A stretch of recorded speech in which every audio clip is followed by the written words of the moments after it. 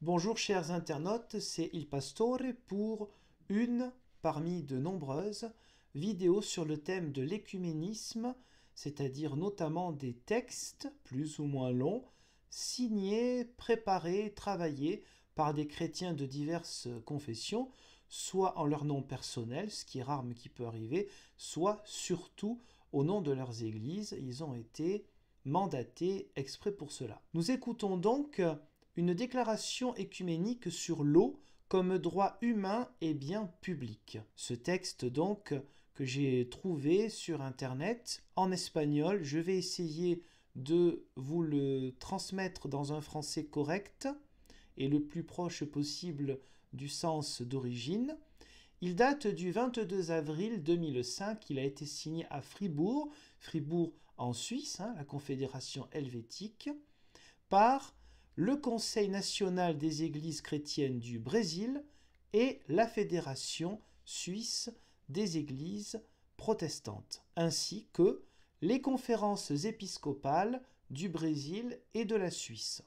Nous, les églises unies au sein du Conseil national d'églises chrétiennes du Brésil et dans la Fédération suisse des églises évangéliques ou protestantes, le mot peut être compris comme protestant, ainsi que les conférences épiscopales, donc côté catholique romain, du Brésil et de Suisse, alertées par des initiatives locales et portées par des déclarations ecclésiastiques au niveau mondial, en syntonie, en harmonie avec la décade internationale de l'eau, qui commençait donc là en 2005 jusqu'en 2015, déclarée par l'ONU.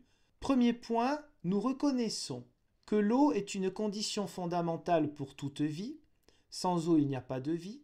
Avoir l'accès ou ne pas avoir l'accès à l'eau décide pour la vie ou pour la mort.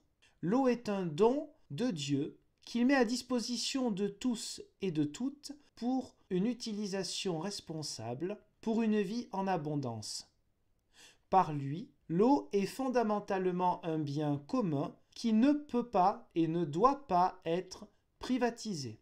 Nous reconnaissons donc, premier point, deuxième petit point, que l'accès à l'eau est un droit humain, le droit à une alimentation adéquate reste établi dans la Déclaration universelle des droits de l'homme de l'ONU en 1948, article 25, comme aussi dans le Pacte international des droits économiques, sociaux et culturels de 1966, article 11. Dans son application, doivent recevoir une considération spéciale les problèmes et les nécessités spécifiques des femmes. Dans plusieurs pays, les femmes, et aussi particulièrement les petites filles, sont responsables de l'administration de l'eau, avec des conséquences pour la santé des femmes et des jeunes à cause des charges lourdes qu'elles doivent porter. En même temps, cette tâche empêche les adolescentes d'aller à l'école. Nous reconnaissons que l'eau contient une signification spirituelle. L'eau n'est pas simplement un bien économique, mais elle possède aussi une signification sociale, culturelle, liée aussi à la médecine, la religion et la mystique.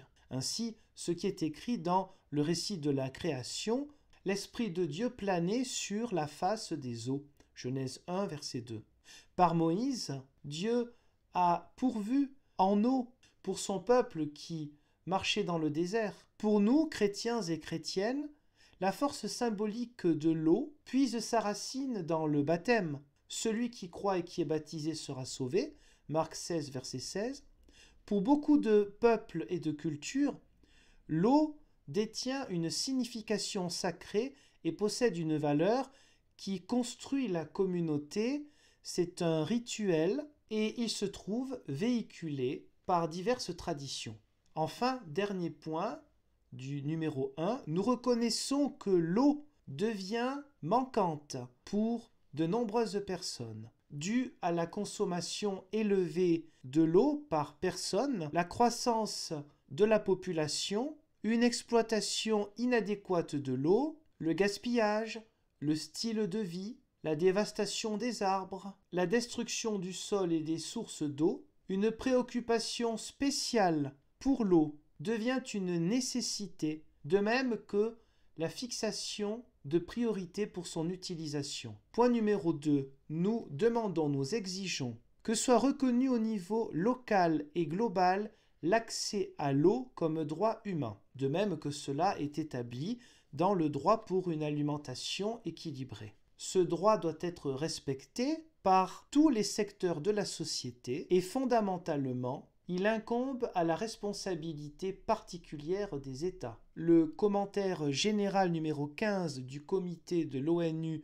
pour les droits économiques, sociaux et culturels et les directives volontaires pour l'appui à la réalisation du droit à l'alimentation adéquate variée dans le contexte de la sécurité alimentaire nationale, en particulier la directive 8C, doivent être appliquées sans retard. Adoptées par la communauté des nations dans l'Organisation pour l'alimentation et l'agriculture en novembre 2004.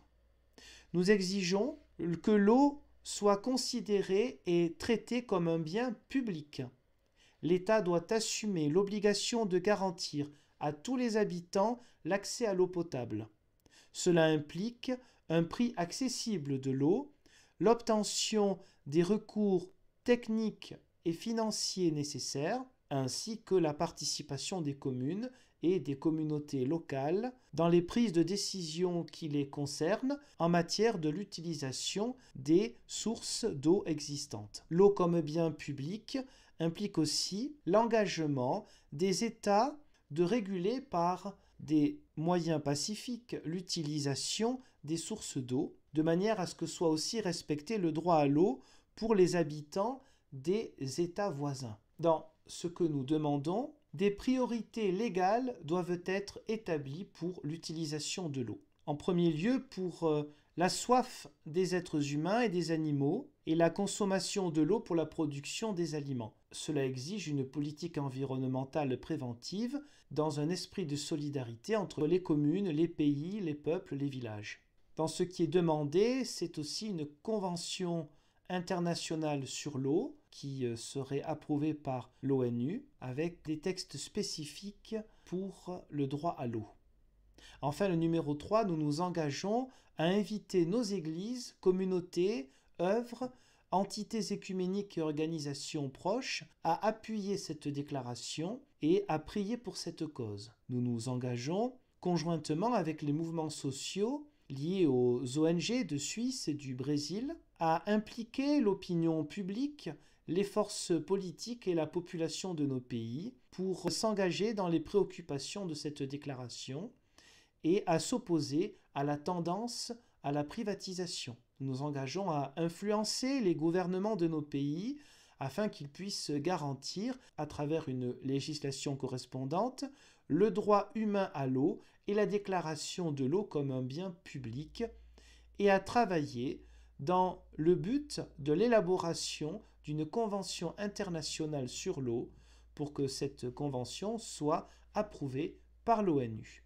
Fribourg, en Suisse, 22 avril 2005. Merci d'avoir écouté ce texte court mais important et qui peut-être peut résonner en nous, même si nous ne sommes pas forcément des citoyens ni du Brésil ni de la Suisse.